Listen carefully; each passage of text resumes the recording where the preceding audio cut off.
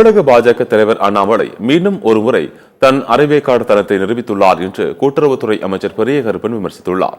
அவர் வெளியிட்டுள்ள அறிக்கையில், திராவிட மாடல் அரசு இதுவரை என்ன செய்தது என்ற முழு விவரங்களையும் கேட்டு தெரிந்து கொள்ளாமல் இன்று கடமைக்காக ஒரு அறிக்கையினை அண்ணாமலை வெளியிட்டுள்ளதாக கூறியுள்ளார். அதில் விவசாய பிரச்சனை என தொடங்கி சட்டம் ஒழுங்கு என பல்வேறு புலம்பல்களை சொல்லி மீண்டும் மீண்டும் திமுகவை வம்புக்கு இழுக்கிறார் என்றும் அமைச்சர் பெரிய கருப்பன் குறிப்பிட்டுள்ளார்.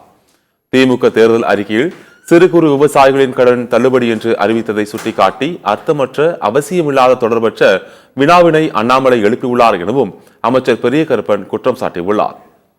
மு.க.ஸ்டாலின் தமிழக முதலமைச்சராக பொறுப்பேற்றவுடன் தேர்தல் அறிவிக்கையின்படி சிறு குறு விவசாயிகளின் கூட்டுறவு வங்கிகளில் பெற்றுள்ள பயிர்க்கடன் மற்றும் நகைக்கடனை தள்ளுபடி செய்து அவற்றிற்கு போதிய நிதியை முழுமையாக ஒதுக்கீடு செய்து அவர்கள் பெற்ற கடன்கள் முழுவதுமாக தள்ளுபடி செய்யப்பட்டதாகவும் சுட்டிக்காட்டியுள்ளார்.